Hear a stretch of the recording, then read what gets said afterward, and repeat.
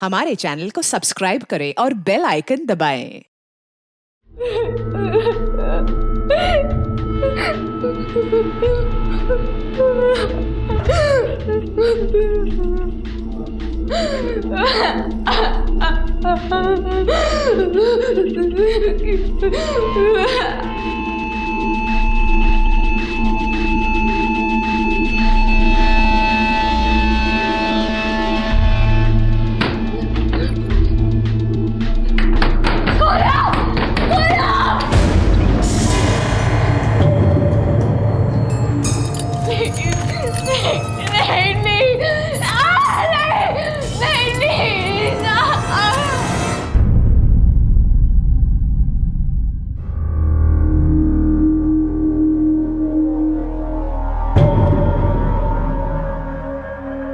सुनिए, देखिए इसे 3-4 दिन हो गए घर से गए हुए। हमें पुलिस में चल के कंप्लेन कर देनी चाहिए। तुम चाहती हो पुलिस में जाकर ढिंडोरा पीटे? आ गई है, इस लड़की ने कहीं का नहीं छोड़ा है। बाकी जो इज्जत बची है वो भी गवा दें। एक बात ध्यान रखना, तुम और तुम्हारी लड़की कोई भी पुलिस स्टेशन गया तो मैं छोड़ूंगा नहीं। वो लड़की खुद गई है और खुद लौट आएगी। पापा 2000 रुपए चाहिए। किस लिए चाहिए? 1 मिनट। ऐश कर। Thank you. और कुछ कहना है?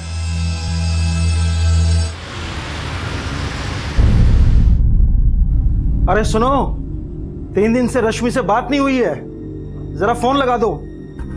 फ्री के पैसे नहीं है मेरे पास जो उसको फोन लगाती घूमूं। अरे उसे खुद से फोन करना चाहिए हमें। हाँ, तुम्हारे पास क्यों पैसे होंगे उसके लिए?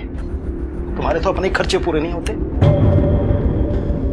हाँ हाँ, मेरे सारे पैसे तो मुझ पे ही खर्च हो जाते हैं। इस लड़की के घूमने फिरने का खर्च, आपकी दवाइयों का खर्च, इस घर की मरम्मत का खर्च, वो सब तो महारानी जी देती है ना। जानता हूँ, ज्यादा ताना मारने की जरूरत नहीं है। एक बार देख तो लो कि वो ठीक है भी या नहीं है। ठीक है, रविवार को फोन कर लेना, लेकिन उसे जरूर बताना कि वो सामने से फोन कर लिया करे। इतने पैसे नहीं है मेरे पास कि हम रोज उसका हालचाल पूछें।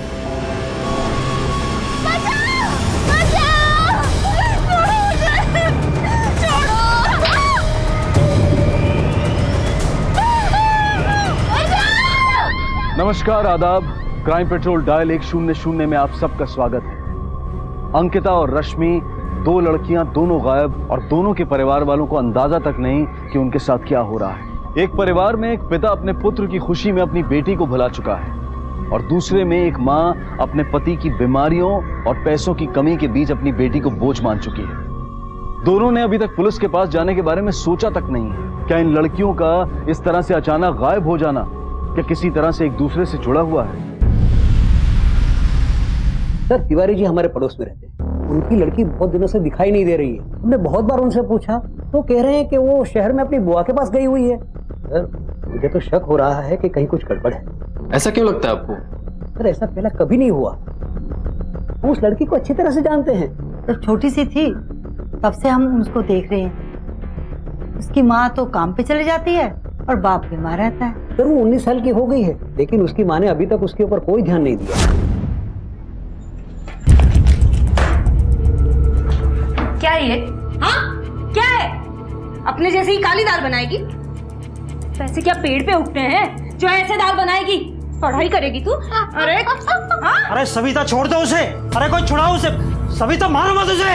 क्या मारो? नहीं मारू, तो ऐसी दाल बनाते हैं। पढ़ने बैठती है तू? ये करती है तू? अरे क्यों मारे बच्ची को? अरे मारो नहीं तो क्या? देखो दाल, देखो जरा। अरे ठीक है। क्या ठीक है? पढ़ाई के नाम पे काम करने नहीं होते उसे। अभी भी अगर उसको ये पता चल जाए कि वो खो गई है तो पुलिस स्टेशन में जाने के बजाय वो खुशियां मनाएगी। ठीक है, आप लोग जाइए, मैं देखता हूँ क्या करना। आपकी बेटी कहाँ है? क्या बात है इंस्पेक्टर साहब?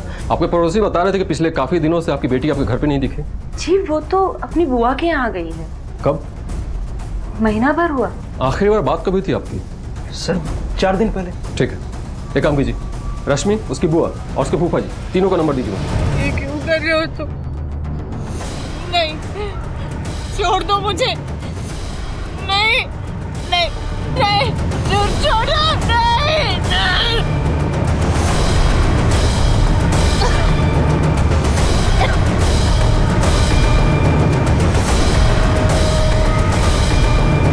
number you have called is currently switched off.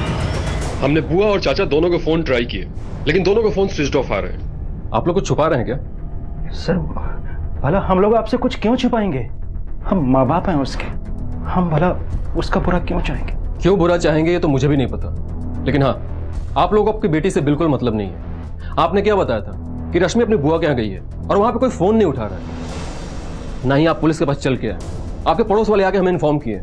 आपके पड़ोसी बता रहे थे कि बचपन से ही आप अपनी बेटी को पसंद नहीं करती थी, काफी मारा पीटा भी करती थी उसे।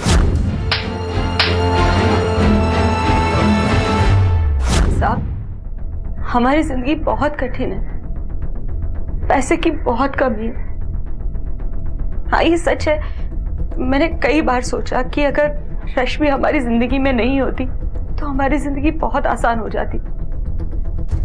पर साहब, मैंने उसे कुछ भी नहीं किया है। मैं सच कह रही हूँ, वो अपनी बुआ के घर गई है दिल्ली। अब वहां पे पूछताछ कीजिए ना। देखिए, वहां की पुलिस जांच कर रही है। आप लोग बस सिर्फ एक मौका है, जो भी कुछ जानते हैं सब कुछ बता दीजिए। अगर वहां की पुलिस ने आपके खिलाफ एक भी सबूत दिया ना, तो फिर आपका जेल जाना तो बिल्कुल तय है।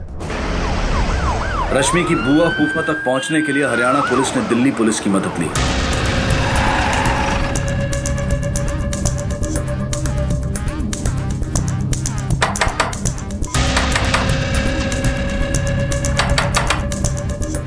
नीलेश, लगता है घर में कोई नहीं है, पड़ोसियों को बुला।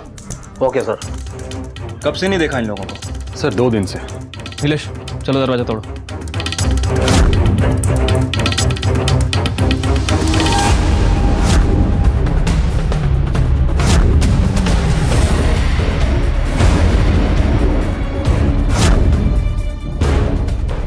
हेलो, रश्मि की बुआ और उसके हस्बैंड मिस्टर और मिसेस कौशिक दोनों का मर्डर हुआ है। क्या? कोई मर्डर वेपन मिला? नहीं सर, कोई वेपन नहीं मिला। आस पड़ोस में पूछताछ करो, बॉडीज को पोस्टमार्टम के लिए भेजो। Okay sir. आपकी बहन और उनके पति का किसी ने मर्डर कर दिया है। क्या? और साहब, हमारी बेटी रश्मि? अभी तो कुछ पता नहीं चला है, जैसा ही कोई इन्फॉर्मेशन मिलता है हम बताते हैं।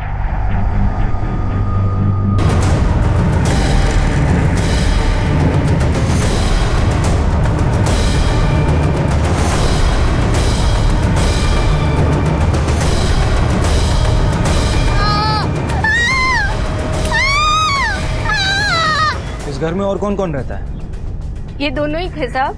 इनका एक बेटा है अविनाश और एक बेटी है अंकिता। बेटा ज्यादातर हॉस्टल में ही रहता है, बेटी साथ में ही रहती थी। ये ज्यादातर गायब रहती है और हफ्ते भर से इसको मैंने देखा भी नहीं। नीलेश, इस घर के दोनों बच्चों का पता करो और जैसे मिले पुलिस स्टेशन लेकर आओ। Okay sir. आप में से कोई इसे जानता है?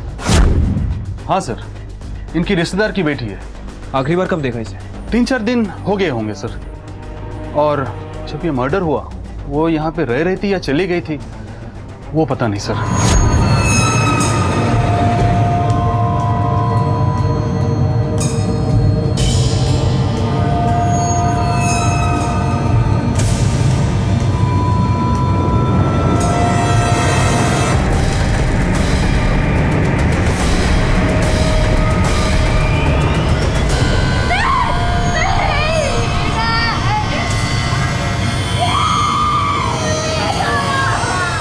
इन दोनों को मरे हुए 2 दिन से ज्यादा हो गए।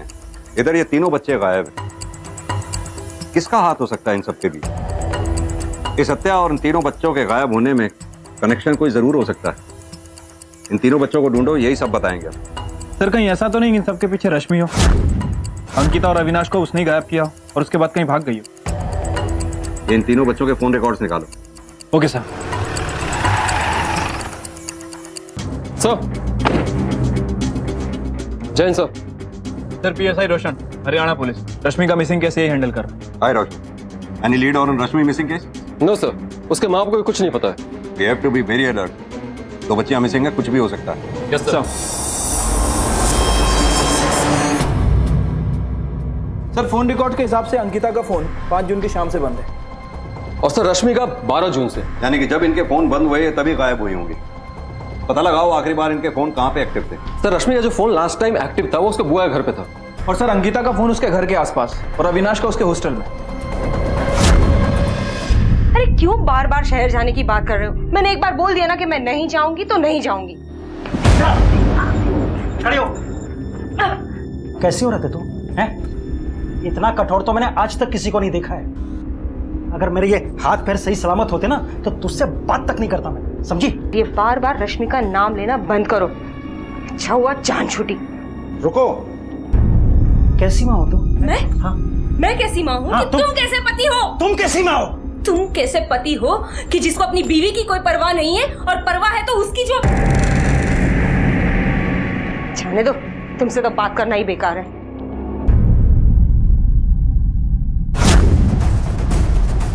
नीलेश उठाओ इसे।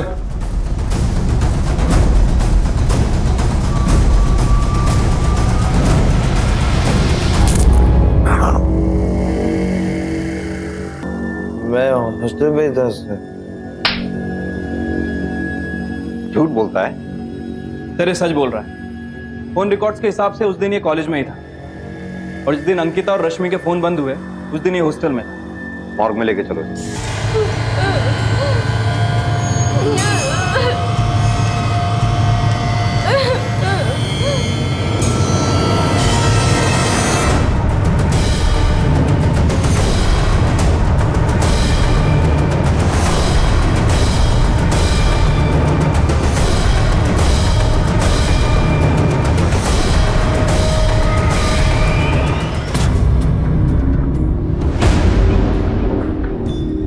पापा, पापा,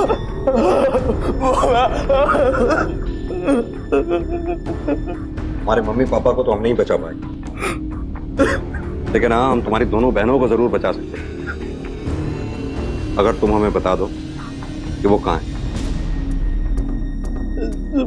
तो ये मैं नहीं जानता सर, लेकिन मेरे पापा बहुत अच्छे थे सर। वो मेरे बहन से ज्यादा मुझे मानते थे, लेकिन जब से अंकिता गायब हो गई तो उन्हें लगा कि किसी के साथ भाग गई होगी, इसीलिए उन्होंने आपसे कंप्लेंट नहीं की। तुम चाहती हो पुलिस में जाकर ढिंडोरा पीटे, बाकी जो इज्जत बची है वो भी गवा दें? एक बात ध्यान रखना, तुम और तुम्हारी लड़की कोई भी पुलिस स्टेशन गया तो मैं छोड़ूंगा नहीं। ना कि माँ को कर देती है। लेकिन तुम्हारे मामा की बेटी, तुम्हारी फर्स्ट कजिन, वो रश्मि, वो कहाँ है? मेरी कजिन नहीं है सर, वो मेरी बहन है सर। मेरे मम्मी पापा है, उसके मम्मी पापा है सर।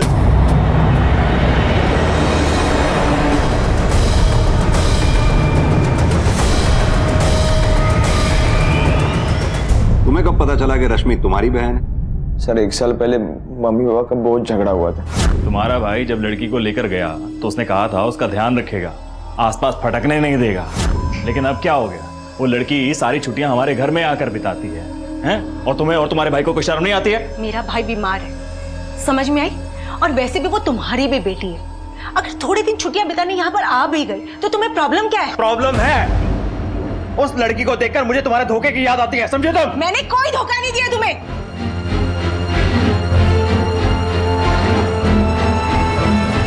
क्या अंकिता और रश्मि को पता है कि दोनों बहनें हैं? हाँ सर, मैंने तभी बताया था उन्हें, लेकिन इससे हमारे रिश्ते में कोई बदलाव नहीं आया सर। मैं जानता था कि पापा ये रिलेशन कभी एक्सेप्ट नहीं करने वाले। मैंने उन्हें बहुत समझाया। वो इस बार पे भी घर पे आई तो हम तीनों अच्छे तरीके से रहे। रश्मि की माँ को पूछताछ के लिए बुलाओ।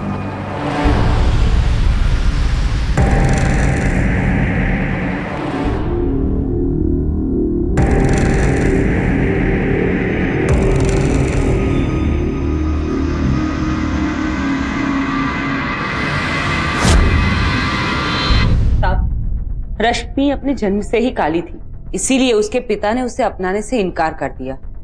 वो तो उसे मार देना चाहते थे, पर मेरे पति ने ऐसा नहीं होने दिया। ये लड़की मेरी हो ही नहीं सकती। मेरा रंग देखा है, अपना रंग देखा है, इतनी काली लड़की हमारी हो सकती है?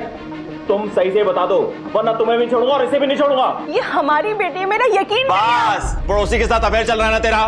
बता मुझे, चल रहा है ना अफेयर? जीजा जी हाथ हटाइए। ये क्या कर रहे हैं आप?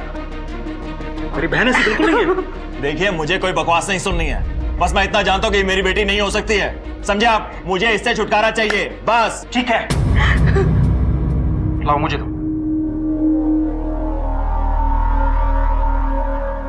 ये मेरे घर की लक्ष्मी बनेगी, मैं इसका लालन पालन करूंगा।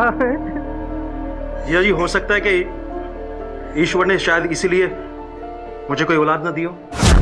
और वो रश्मि को अपने साथ हमारे यहाँ ले आए, पर साहब उसके बाद मेरे पति बीमार हो गए, घर की सारी जिम्मेदारी मुझ पे आ गई। वो बच्ची इतनी छोटी और बाहर का भी काम, पर फिर भी मैंने ही उसे पाल पोस के बड़ा किया। इस बात के बारे में अपने पति को छोड़ मैंने कभी किसी से बात तक नहीं की। ठीक है, आप अभी जा सकती हैं। एक पिता ने अपनी ही बेटी को मारने की कोशिश की क्योंकि उसे उसके चेहरे का रंग पसंद नहीं आया।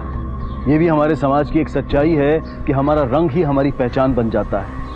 बचपन में तो उसके मामा ने उसे बचा लिया, लेकिन अब वो बेटी एक जंगल के बीचों बीच जिंदगी और मौत की लड़ाई लड़ रही है। हो सकता है अविनाश सच कह रहा हो। सच्चाई जानने के बाद अविनाश को गुस्सा आया हो और उसी गुस्से में उसने अपने माँ बाप से बहस की हो और उनका कत्ल कर दिया हो। कैसे बोलेगा? चिल्लाओ बता। क्या हुआ? चिल्लाओ। मुझे क्या कर दिया? ये तुमने क्या किया? तुम्हारा किसा? क्यों बोल रही है? हो सकता है उसने रश्मि और अंकिता को भी कहीं छुपा दिया और बाद में उनका भी कत्ल कर दिया हो। सर, ऐसा भी तो हो सकता है कि रश्मि को अपने माँ बाप और बहन अंकिता पे गुस्सा आ गया। गुस्से और बदले की भावना में आकर उसने सबसे पहले अपने माँ बाप को मारा और उसके बाद बहन अंकिता को। क्योंकि सर वारदात के समय अविनाश घर पे नहीं था, इसलिए वो बच गया। माँ बाप हो आप लोगों ने बचपन में मुझे किसी और के हवाले कर दिया। मैं आप लोगों का खून थी, ये मुझे अभी पता चल रहा है। कोई नहीं थी हमारा खून। चल निकल इस घर से, निकल इस घर से। आप तो बाप कहलाने के भी लायक नहीं हो। क्या किया तुमने? हो सकता है, या फिर हो सकता है कि रश्मि की सच्चाई जानने के बाद अंकिता को गुस्सा आया हो। उसी गुस्से में आकर अंकिता ने रश्मि को लेकर अपने माँ बाप से सवाल जवाब किए हो। ये क्या किया तुमने? ये केस बहुत उलझा हुआ है। फिलहाल हमें रश्मि और अंकिता को ढूंढना होगा। और वैसे भी मेरा सबसे ज्यादा शक इस रश्मि पर है। सबसे स्ट्रॉन्ग मोटिव इस मर्डर का उसी के पास था।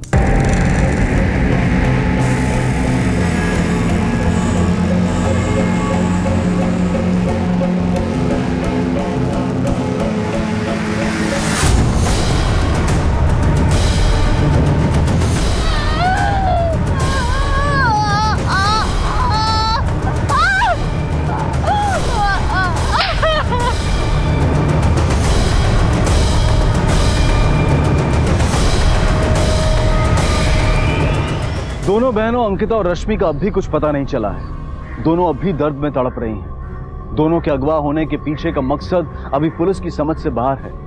तो क्या ये राज अब इन दोनों बच्चियों की जान बचा पाएगा? लो, खाना खा लो।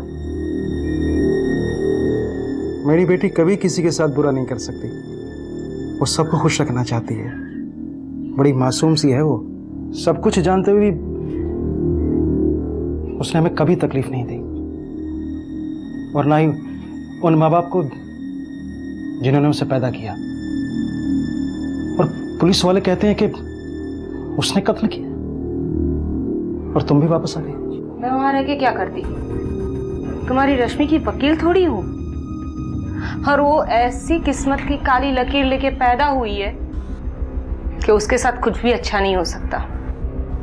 ऊपर वाला ना सब देख रहा है। वो अच्छे लोगों के साथ बुरा नहीं कर सकता है। फिर तो तुम और तुम्हारी बहन बहुत बुरे लोग होंगे, है ना? अगर ये काम रश्मि का है तो वो अकेले इस काम को अंजाम नहीं दे सकती। अंकिता को मारना, उधर घर पे माँ बाप को मारना, जरूर कोई दूसरा है जिसने उसका साथ दिया होगा। लेकिन सर ऐसा कौन हो सकता? कि रश्मि के फोन रिकॉर्ड्स दोबारा से चेक करो। पिछले दिनों उसने किस किस से बात की है सबसे पूछताछ करो। हो सकता है उन्हीं में से कोई एक ऐसा हो जिस पर रश्मि को पूरा भरोसा हो, उसी ने रश्मि का साथ दिया हो। Okay sir. खोलो मुझे खोलो, बचाओ, कोई तो बचाओ। सर, रश्मि के कॉल रिकॉर्ड से एक ऐसा नंबर पता चला है जो रश्मि के मर्डर के एक दिन पहले लगातार उससे कांटेक्ट में था। किसका नंबर है? सर, किसी राजीव का नंबर है। मैंने उसकी डिटेल्स भी निकलवाई। ये राजीव कौन? रोशन नो, गांव में रश्मि के माँ बाप से फोन करके राजीव के बारे में पता करो। सर। और नीरज सर, इस अविनाश को फोन करके जरा राजीव के बारे में जानकारी हासिल करो। Okay sir.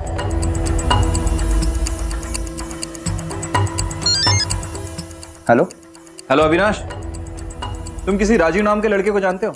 नहीं सर। क्यों, क्या हुआ? नहीं कुछ नहीं। ओके ठीक। सर अविनाश राजीव को नहीं जानता है। सर उसके माँ बाप को कुछ नहीं पता। सर राजू के डिटेल्स आ गए हैं, उसके घर का पता चल गया। ठीक है, तुम जाओ।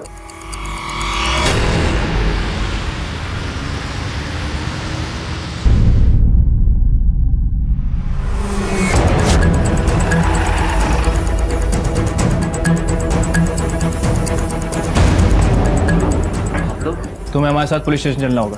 पर हुआ क्या साहब? रश्मि कहाँ है? सर मुझे नहीं मालूम। तो फिर जिस दिन रश्मि गायब हुई उसे फोन पर क्या बातें करते थे तुम? सर मैं और रश्मि एक दूसरे से प्यार करते हैं। जब वो पिछले साल आई तब मैं उसे मिला और हम दोस्त बन गए। तब से हम दोनों हमेशा छुप छुप के मिलते।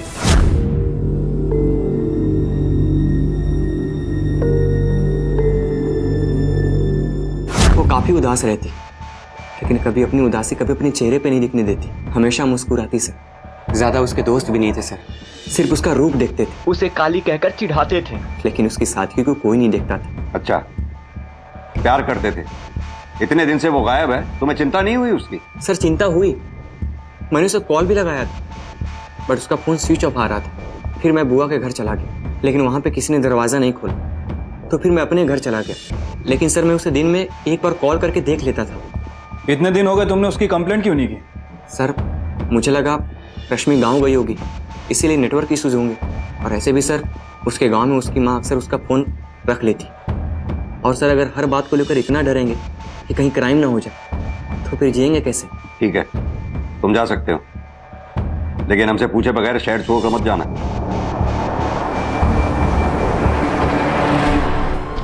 नीरज, या तो ये आदमी बहुत सीधा है या फिर बहुत टेढ़ा।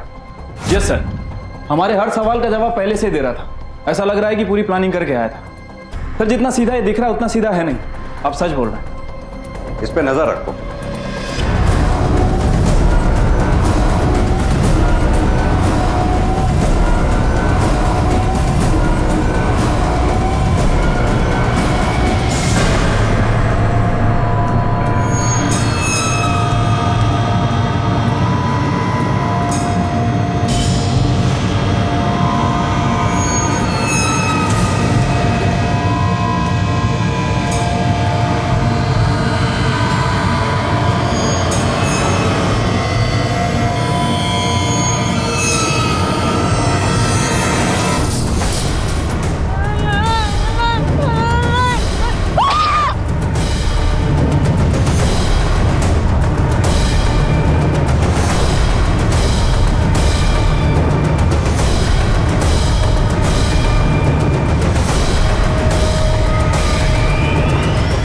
सर मुझे लगता नहीं कि इस राजीव ने कुछ किया होगा। सीधा साधा लड़का है सर। यहाँ से निकलने के बाद वो सीधे घर गया था।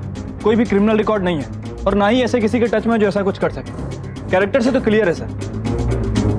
तुम्हें याद है रश्मि की माँ ने एक बार कहा था कि रश्मि के पिता ने रश्मि को अपनाने से मना कर दिया था। रश्मि अपने जन्म के समय से ही काली थी, इसीलिए उसके पिता ने उसे अपनाने से इनकार कर दिया। मेरा रंग देखा है, अपना रंग देखा है, इतनी काली लड़की हमारी हो सकती है?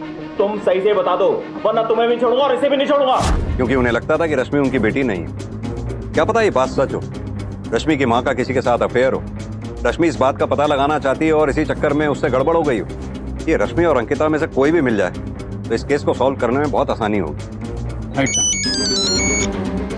हेलो, क्या?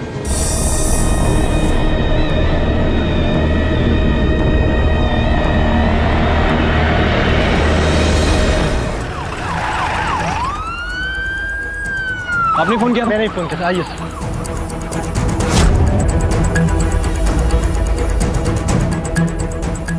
सर, ये देखिए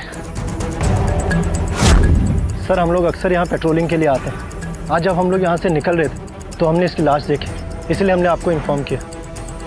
देखो कुछ मिलता है क्या?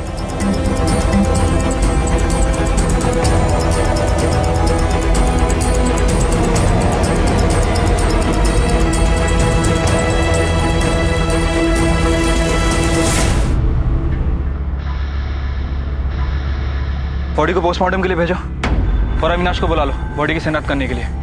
और रश्मि के माँ बाप को भी खबर करो। इस बोतल पे जरूर फिंगरप्रिंट होंगे, इसे भी लैब भेजो। रश्मि के मामा जिन्होंने उसकी जिंदगी में एक पिता की कमी को भरने की पूरी कोशिश की, लेकिन उनका दर्द, उनकी दुआएं और पुलिस दोनों रश्मि को बचाने में असफल रहे।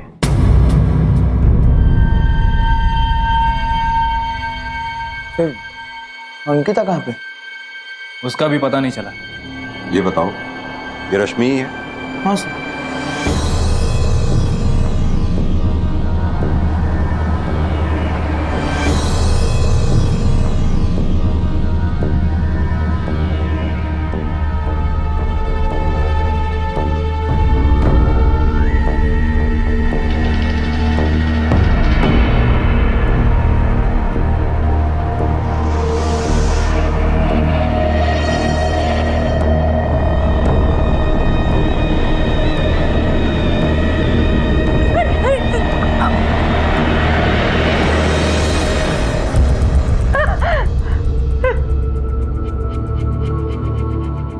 हो गई तुम्हारे मन को तसल्ली? मैं कभी नहीं चाहती थी कि रश्मि को कुछ हो जाए। मैं तो बस इतना ही चाहती थी कि वो हमारे घर से चली जाए। वो तो इस दुनिया से ही चली गई। कितने अरमानों से लेकर आया था रश्मि को घर।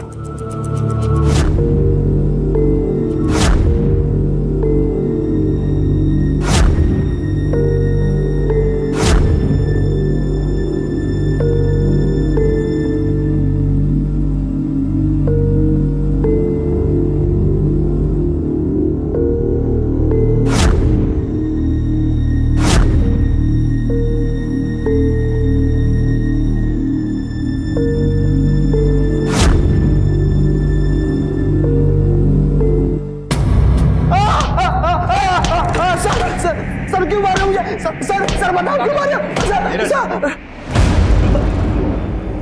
नीलेश,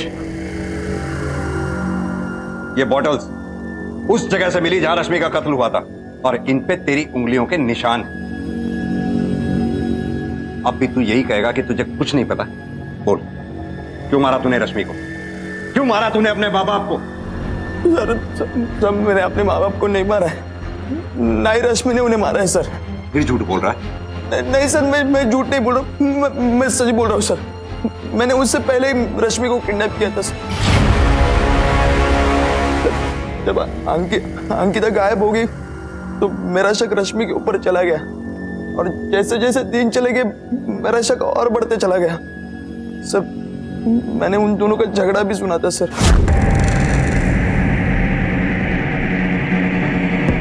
पहले मैं तैयार हो जाऊं, फिर सुंदर बनने की कोशिश में अपना टाइम वेस्ट करते रहना।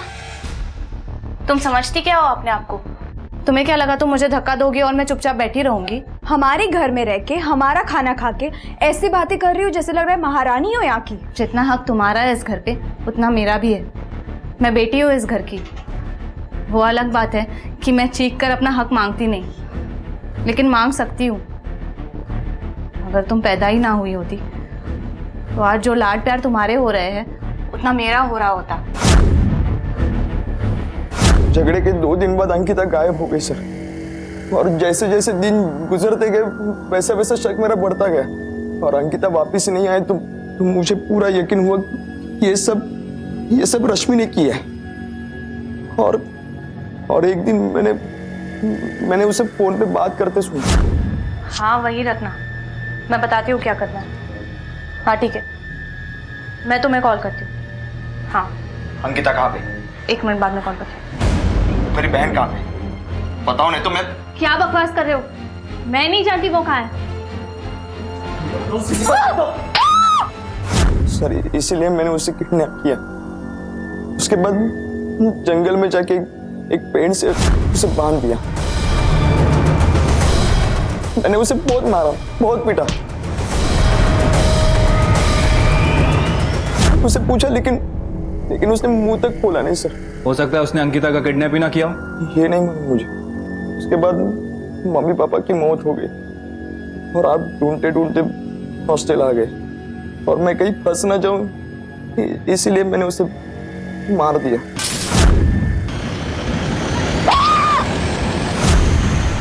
बस तो तू अब भी गया। भाई बहन के रिश्ते से अद्भुत शायद ही कोई रिश्ता हो। दोनों साथ में बड़े होते हैं, खेलते हैं, लड़ते हैं। जो बात अपने माँ बाप से नहीं कह सकते एक दूसरे से कहते हैं। एक दूसरे की रक्षा के लिए राखी बांधते हैं। एक भाई को अपनी बहन से और बहन को अपने भाई से ज्यादा शायद ही कोई जानता हो। अविनाश का एक बहन के लिए प्यार दूसरी बहन के लिए जानलेवा बन गया। रश्मि वो मासूम 16 साल की लड़की जिसे ना तो बाप का प्यार मिला और ना ही माँ का, और अंत में मिली तो भाई की नफरत। अंकिता के माँ बाप को क्या हुआ था ये पुलिस अब भी समझ नहीं पा रही थी, लेकिन एक बात जो समझ में आ रही थी वो ये कि इस परिवार के रिश्तों को नफरत खोखला बना चुकी थी। रश्मि का तो पता चल गया, लेकिन अंकिता का गायब होना अभी भी राज है, और अंकिता के माँ बाप की मौत की वजह भी नहीं हमें पता। सर ऐसा भी तो हो सकता है कि रश्मि का कोई असली बाप हो जो रश्मि से मिलने मिस्टर कौशिक के घर गया हो, फिर उन दोनों के बीच बहस हुई हो और अचानक ये सब शुरू हुआ। हो सकता है, काफी पॉसिबिलिटीज भी हैं, क्योंकि अविनाश के पिता को लगता था कि उसकी बीवी ने किसी पड़ोसी के साथ मिलकर उसे धोखा दिया। ये कौशिक के पड़ोस में रहने वाले सभी उस उम्र के आदमियों की लिस्ट निकालो। अंकिता, रश्मि, अविनाश, तीनों के फोन रिकॉर्ड्स में उन नामों को चेक करो। और हाँ, रोशन को बोलो तिवारी और उसकी बीवी से पूछताछ करे। Okay sir. आपकी बहन का किसके साथ अफेयर होने का शक था उसके पति को? वो जी हमें तो कुछ भी पता नहीं है। हकीकत में ऐसा कभी कुछ हुआ ही नहीं। आरती जीजी का किसी के साथ कोई अफेयर नहीं था। बस जीजा जी पागल थे। उन्हें एक काली लड़की नहीं चाहिए थी अपनी जिंदगी। ये लड़की मेरी हो ही नहीं सकती। मेरा रंग देखा है, अपना रंग देखा है, इतनी काली लड़की हमारी हो सकती है? फिर भी कुछ याद कीजिए, उन्होंने कभी कुछ नाम बताया हो? कोई भी नाम? देखिए अभी भी एक 15 साल की बच्ची अंकिता गायब है। कुछ भी बताओ, बताइए हमें। नहीं, उन्होंने नाम तो नहीं लिया था किसी का, लेकिन हाँ उनके घर से 2-3 घर छोड़कर एक द्विवेदी जी रहते हैं। वो अक्सर मेरी बहन से बातचीत किया करते थे, जो कि जीजा जी को बिल्कुल पसंद नहीं था। हो सकता है कि उन्हीं पर शक। लेकिन मेरी बहन बिल्कुल सीधी थी, उसने ऐसा कुछ नहीं किया है।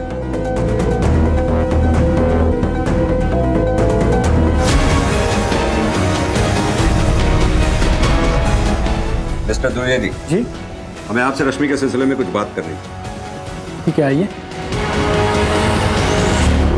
क्या ये बात सही है कि आप रश्मि के पिता हैं? सर पता नहीं ये कौन अफवाह फैला रहा है। मुझे उनके घर के बारे में ज्यादा पता नहीं है और पता करना भी नहीं। सर मेरी कौशिक साहब के साथ दोस्ती थी, घर पे आना जाना था। फिर अचानक मिस्टर कौशिक को मेरा आना जाना खटकने लगा, तो मैंने जाना ही छोड़ दिया। फिर भी कंफर्मेशन के लिए हमें आपका डीएनए टेस्ट करना होगा। सर एक मिनट।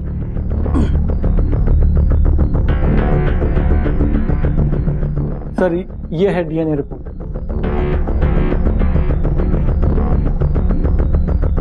ये डीएनए टेस्ट आपने क्यों करवाया?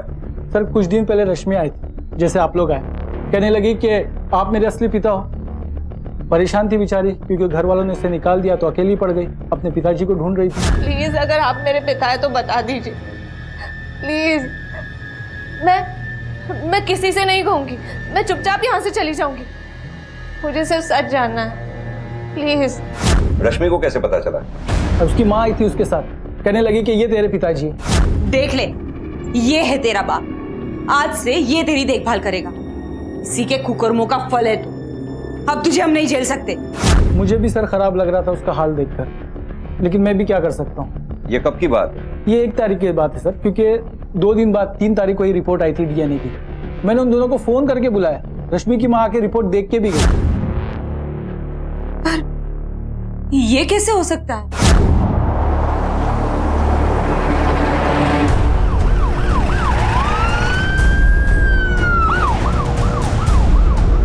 धीरज, ये द्विवेदी परिवार में कोई भी भरोसे के लायक नहीं। Right sir. ये सविता को क्या जरूरत थी द्विवेदी के पास जाने की? एक काम करो, सविता को शहर बुलाओ पूछताछ करने के लिए। उसके कॉल रिकॉर्ड्स भी चेक करो और उसके पति की भी मेडिकल हिस्ट्री निकालो। देखो वो सच में बीमार है या बीमार होने का नाटक कर रहा है। Okay sir. अब बताओ, ये क्या नौटंकी चल रही है? क्या हुआ साहब? क्यों मारा जा रहा है मुझे? अपनी बेटी रश्मि का डीएनए टेस्ट करवाने के लिए उसे द्विवेदी के पास ले गई थी। हाँ साहब, मैं तो सिर्फ इतना चाहती थी कि द्विवेदी जी ये स्वीकार कर ले कि रश्मि उनकी बेटी है। उसकी पढ़ाई का और बाकी खर्च उठा ले तो हमारा घर भी सुकून से चलने लगे। और यही बात 13 जून को तुमने मिस्टर और मिसेस कौशिक से कही, और जब उन्होंने तुम्हारी बात नहीं मानी तुमने उन्हें भी मार दिया। क्यों? क्या साहब? ये हैं तुम्हारे कॉल रिकॉर्ड्स। इसमें साफ साफ लिखा है कि 13 तारीख को जब मिसेस एंड मिस्टर कौशिक का मर्डर हुआ तुम उस वक्त उनके घर पर थी। नहीं साहब,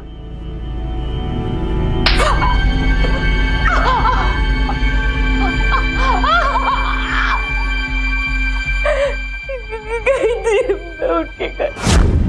मेरा दिमाग खराब हुआ है। उस औलाद को घर पर रखूं और रोज उसको देखूं और अपनी बीवी के धोखे को याद करूं। धोखे की कोई बात ही नहीं है। रश्मि आप ही की बेटी है। ये रही डीएनए टेस्ट की रिपोर्ट, वो द्विवेदी जी की बेटी नहीं है। अरे द्विवेदी की नहीं होगी तो किसी और की होगी, मुझे कोई फर्क नहीं पड़ता है। वो इस घर में नहीं रह सकती है, समझी तुम? तुम्हारा पति लेकर गया था उसे, उसकी जिम्मेदारी बनती है। आप खुद क्यों नहीं करवा लेते डीएनए टेस्ट? दूध का दूध और पानी का पानी हो जाएगा। मुझे कोई डीएनए टेस्ट कराने की जरूरत नहीं है। वो लड़की मेरी बेटी नहीं है तो नहीं है, आई समझ में? और तुम बचपन में उसे लेकर गई थी तो उसे मार देती। अगर आप नहीं कुछ कर सकती तो जाकर उसे बेच दो। अरे छी, कैसे बाप है आप, कैसे इंसान है। आप ही की वजह से आज मैं जैसी हूं ना वैसी हो गई हूं। आपका सारा गुस्सा मैं रश्मि पे उतारती थी, आप ही की वजह से आज मैं इतनी बुरी हो गई हूं। मैं जो होश हूं हो, लेकिन तेरे जैसी बांझ के ऊपर एहसान किया मैंने, समझी? तो चुप रहिए।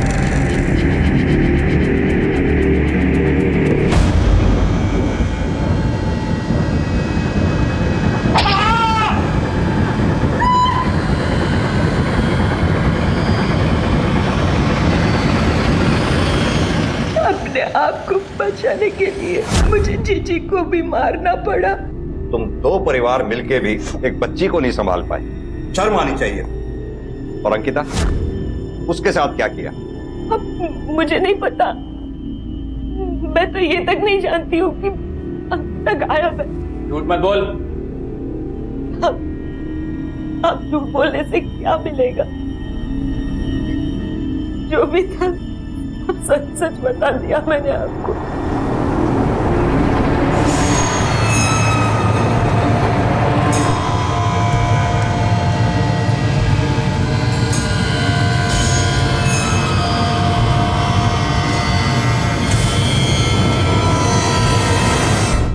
रश्मि को तो हम नहीं बचा पाए। आई होप कि अंकिता जिंदा हो। ये भी घर से ही गायब हुई है। पता नहीं क्यों नीरज, मुझे लगता है कि इस कांड में किसी घर वाले का ही हाथ है। रश्मि के पिता की मेडिकल रिपोर्ट चेक की? यस सर, तिवारी की हिस्ट्री निकाली है, पिछले 15 सालों से बिस्तर पे है। और कोई जो उनके घर पे आता जाता हो? नहीं सर। घर पे आता जाता हो? ये 1 मिनट, रश्मि की कॉल रिकॉर्ड दो।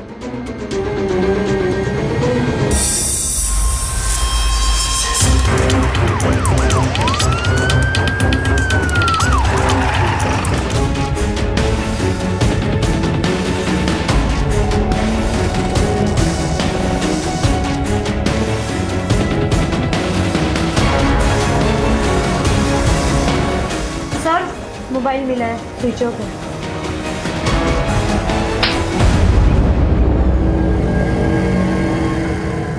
रश्मि का एड्रेस कहां से मिला, पता है? सर, मैं पहले भी चाहे करता था रश्मि को घर छोड़ने, अपने बाइक पर। एक लड़की जिसके खिलाफ उसका पूरा परिवार था, इतनी बेवकूफ तो नहीं हो सकती कि तुझे अपने साथ अपने घर लेके जाए। सर, वो जाती थी, बहुत ही बहादुर लड़की थी वो, उसे कोई फर्क भी नहीं पड़ता था यार। इतनी अच्छी तरह से तो वो खुद को नहीं जानती होगी जितनी अच्छी तरह से तू उसे जानता। सर, उससे प्यार करता हूं। तो ये प्यार उस वक्त कहां था? 3 तारीख से 15 दिन पहले तक तूने एक बार भी फोन नहीं किया। 3 तारीख को 6 बार फोन किया और 3 तारीख के बाद रोज दिन में 4 बार। ऐसा कैसा प्यार जागा था तेरा? 3 तारीख को अंकिता गायब हुई थी, ये सिर्फ कोइंसिडेंस तो नहीं हो सकता। मुझे नहीं पता सर। तेरे घर से जो हमें मोबाइल मिला वो अंकिता का है। एक सच बता दे। देख, अगर अंकिता जिंदा होगी तो तू उसके मर्डर के इल्जाम से बच भी जाए। बता सब।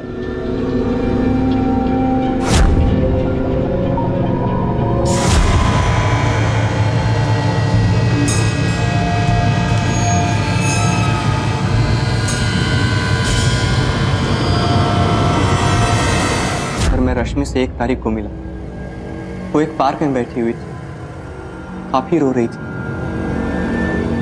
मैं उसके पास जाके पूछा कि क्यों रो रही हो, तो पहले तो उसने कुछ नहीं बोला। फिर मैं उसके पास जाके बैठ गया। मुझे लगा शायद वो खुद को अकेला महसूस कर रही हो। क्या हुआ, क्यों रो रही हो? कोई प्रॉब्लम है तो बताओ। सब छुटकारा पाना चाहते हैं मुझसे, बोझ बन गई हूँ मैं सबके लिए। समझ नहीं आ रहा क्या करूँ, कहाँ जाऊँ, इसीलिए रो रही हूँ। और फिर मैंने उसे समझाया, तू अपनी बहन को कुछ दिनों के लिए गायब कर दे, फिर देख सब तुझे भाव देंगे। और वो मान गई। और फिर मैंने एक दिन अंकिता को किडनैप कर लिया।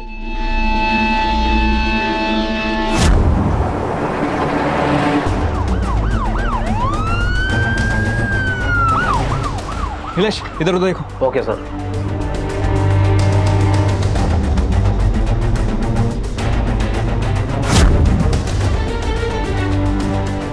रश्मि मुझे दिन में 4 बार फोन करती, अंकिता कैसी है, ठीक भी है नहीं, खाना खाया है नहीं।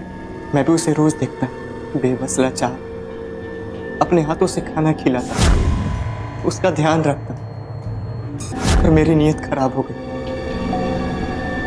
और फिर मैंने उसका रेप कर दिया।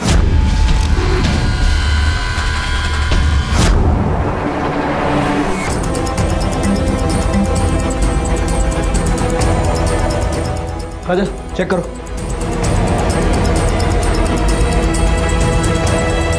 जिंदा है अभी, हॉस्पिटल ले चलो। और फिर जब रश्मि गायब हो गई तो मुझे लगा मामला और बढ़ सकता है, इसलिए मैं घर चला गया और अंकिता को वहीं छोड़ दी। मुझे तो ये भी नहीं पता सर, अंकिता जिंदा भी है कि मर गई। अंकिता जिंदा है, लेकिन तूने उसे मारने में कोई कसर नहीं छोड़ी।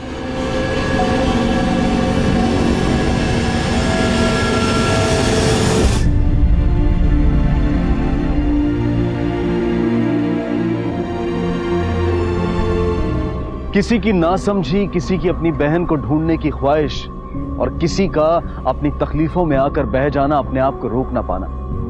बहुत सी वजहों से ये सब इस परिवार के साथ हुआ, लेकिन किसी ने भी एक दूसरे को समझने की कोशिश तक नहीं की। और इसका सबसे गहरा घाव उस बच्ची रश्मि पर था। सभी उस बच्ची को अपने से दूर करते गए, कभी रंग के नाम पर, कभी उसके लड़की होने की वजह से, तो कभी पैसों की कमी की वजह से। और इस सब के बीच वो बच्ची सिर्फ अपने परिवार का हिस्सा बनना चाहती थी। हर इंसान की तरह वो भी अपनों के बीच खुशी से रहना चाहती थी, लेकिन इतने भेदभाव में किसी ने उसे अपना समझा ही नहीं। किसी भी तरह के भेदभाव को सही नहीं ठहराया जा सकता, और इस बच्ची ने तो खुद अपने घर में इतना बड़ा भेदभाव सहा था। हमारे समाज में, हमारे देश में हम ऐसे भेदभाव का सामना रोजाना करते हैं और बढ़ चढ़कर उसमें शामिल भी होते हैं, चाहे वो रंग के नाम पर हो, लिंग, जाति या धर्म के नाम पर। ये भेदभाव सिर्फ हमें तोड़ता है और हमारे समाज को भी, जिस तरह से इसने इस परिवार को तोड़ा। एक दूसरे का अपमान करके हमें नफरत के अलावा और कुछ हासिल नहीं होगा। और रश्मि को तो ये सब खुद अपने पिता और अपने घर वालों से झेलना पड़ा, तो उसकी हालत का तो हम अंदाजा भी नहीं लगा सकते। लेकिन हम इतना जरूर कर सकते हैं कि हम अपने आसपास होने वाले भेदभाव के खिलाफ आवाज उठाएं और उसे रोकें। अब मैं अनूप सोनी आपसे विदा लेता हूं। फिर मुलाकात होगी अगले एपिसोड में एक और चौंका देने वाले केस के साथ। तब तक अपना और अपने परिवार का ख्याल रखें और देखते रहें क्राइम पेट्रोल डायल 100। सबक एक को, सीख हम सबको। जय। For more updates, subscribe to our channel, click the show links and enjoy watching the videos.